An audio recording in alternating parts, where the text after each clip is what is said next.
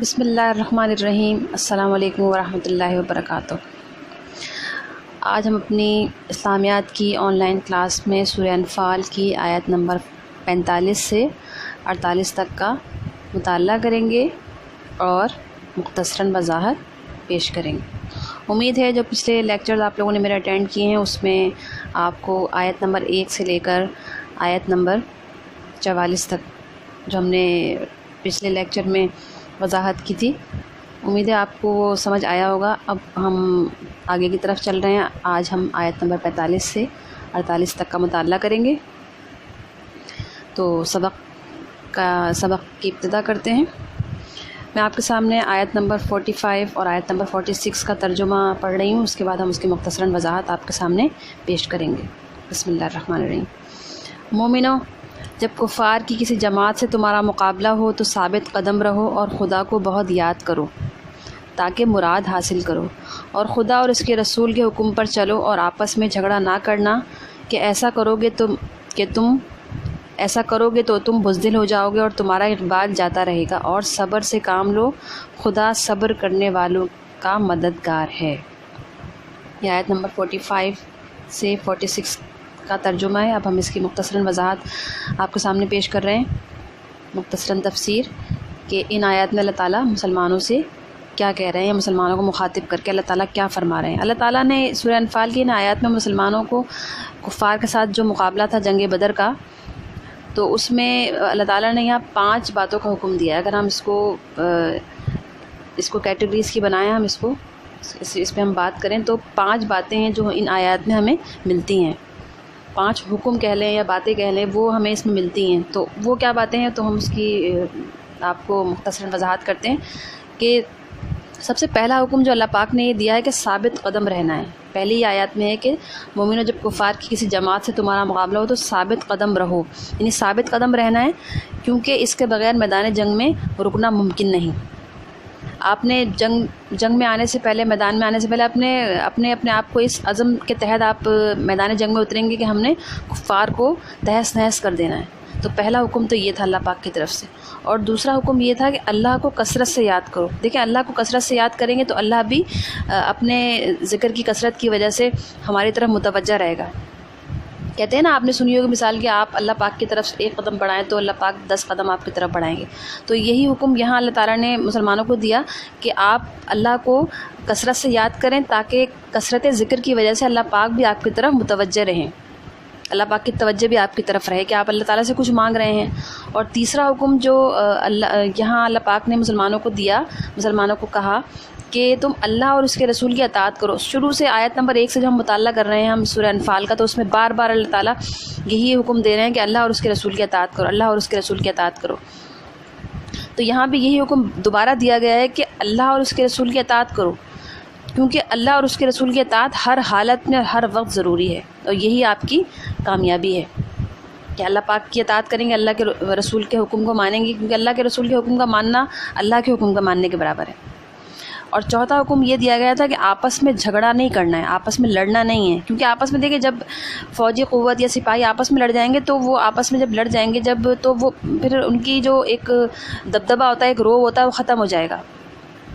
آپس میں پھوٹ پڑ جاتی ہے جب فوج کے اندر، تو وہ ان کا روب دبدبہ ختم ہو جاتا ہے اور بزدل ہو جاتے ہیں، اور اس چیز کا فائدہ کون اٹھاتا ہے؟ اس چیز کا فائدہ دشمن اٹھاتا ہے۔ تو یہاں چوتھا حکم جو مسلمانوں کو اللہ پاک نے دیا ہے کہ آپس میں آپ جھگڑا نہ کریں۔ اگر آپ جھگڑا کریں گے تو دشمن پہ جو آپ کا روب ہے، جو دبدبہ ہے، وہ ختم ہو جائے گا اور آپ بزدل ہو جائیں گے۔ اور 5واں حکم جو اللہ تعالیٰ نے آیت نمبر 46 میں دیا ہے وہ صبر کرنا ہے، یعنی صبر کرو، یعنی جنگ میں کتنی شدت، کیونکہ دیکھیں جنگ جب ہوتی ہے تو کبھی پلڑا دشمن کا بھی بھاری ہوتا ہے، کبھی آپ کا پلڑا بھاری ہوتا ہے، کبھی آپ مشکل میں ہوتے ہیں، کبھی دشمن مشکل میں ہوتا ہے۔ تو اس میں اللہ تعالیٰ نے یہ کہا ہے کہ جنگ میں کتنی شدت یا کتنے ہی کٹھن مراحل سے آپ کو گزرنا پڑے تو آپ نے صبر کا دامن نہیں چھوڑنا، صبر کا دامن آپ نے نہیں چھوڑنا ہے۔ یہ آیت نمبر 46 میں اللہ تعالیٰ نے حکم دیا ہے کہ صبر سے کام لو کہ خدا صبر کرنے والوں کا مددگار ہے۔ اس کے بعد آیت نمبر 47 میں اللہ پاک فرما رہے ہیں ان لوگوں جیسے نہ ہونا جو اتراتے ہوئے، یعنی حق کا مقابلہ کرنے کے لیے اور لوگوں کو دکھانے کے لیے گھر سے نکل آئے اور لوگوں کو خدا کی راہ سے روکتے ہیں، اور جو اعمال یہ کرتے ہیں خدا ان پر احاطہ کیے ہوئے ہے، خدا ان پر عطا کیے ہوئے ہے. یہ آیت نمبر 47 میں، مطلب آیت نمبر 47 میں اللہ تعالیٰ یہ فرما رہے ہیں کہ تم جب مسلمانوں کو جنگ کے لیے جب نکلو تو کافرانہ انداز سے بچو، کیونکہ کفار کا یہ شیوا تھا کہ جب وہ جنگ کے لیے نکلتے تھے تو بڑا اتراتے ہوئے اور بڑا فخر و غرور کرتے ہوئے جنگ کے لیے نکلتے تھے، بڑا یعنی کہ ان کو اپنے پر گھمنڈ تھا، ان کو اپنے اوپر گھمنڈ تھا. تو اللہ تعالیٰ نے اس چیز کا منع کیا مسلمانوں کو کہ آپ نے ایسا نہیں کرنا، آپ نے کوئی ایسی حرکت نہیں کرنی جس سے یہ آپ کو شائبہ ہو، دیکھنے والوں کو یہ لگے کہ آپ جو ہے اپنی طاقت پہ آپ کو گھمنڈ ہے.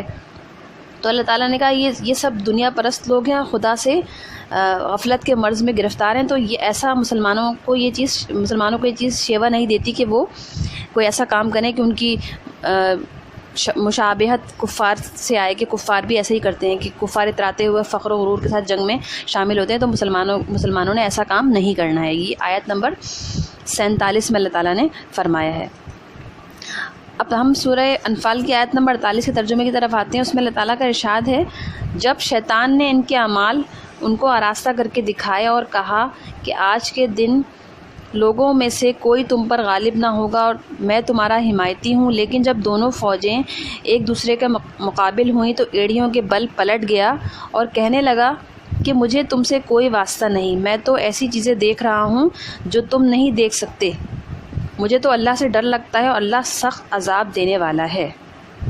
اچھا دیکھیں، اس آیت میں بھی اللہ تعالیٰ نے شیطان کا ذکر کیا ہے کہ شیطان نے کیا کیا اعمال کو آراستہ کر کے دکھایا. وہ کس طرح، میں بھی وضاحت کرتی ہوں آپ کے سامنے اس چیز کی، کہ مشرکین مکہ جب مکے کی طرف روانہ ہوئے تو انہیں اپنے حریف قبیلے، یعنی جو جس کا مقابلہ انہیں کرنا تھا، اپنے حریف قبیلے بنی بکر بن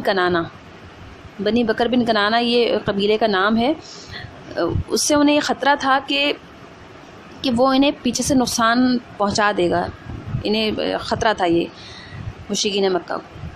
تو چنانچہ شیطان سراقہ بن مالک، یہ مکے کا ایک بہت بڑا سردار تھا، بنی بکر بن کنانہ ایک قبیلے کا نام ہے، اس کا یہ سردار تھا.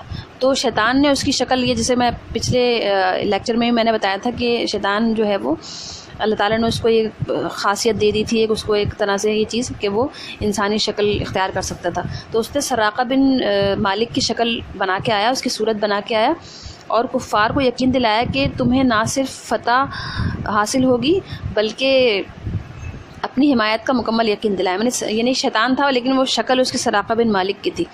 تو سراقہ بن مالک کی شکل روپ دھار کے آیا، اس کی صورت میں آیا اور کفار کو یقین دلایا کہ تم جیت جاؤ گی، جنگ تم جیتو گی اور میں تمہاری مکمل حمایت کر رہا ہوں.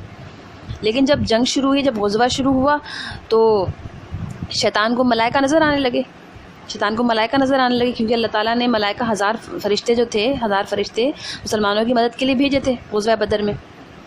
تو جب شیطان کو ملائکہ نظر آنے لگے تو اس کو یقین ہو گیا، شیطان کو یقین ہو گیا کہ مسلمانوں کو اللہ کی طرف سے کوئی خاص مدد حاصل ہے، اور جب اللہ کی مدد آ جاتی ہے تو پھر کفار کچھ نہیں کر سکتے. تو اللہ کی مدد حاصل ہے اور مشرکین ان کے مقابلے پر ٹھہر نہ سکیں گے، اس چیز کا اس کو یقین ہو گیا اور پھر وہ وہاں سے ایڑیوں کے بل بھاگ کھڑا ہوا. یہ آیت نمبر 48 کی مختصراً وضاحت تھی.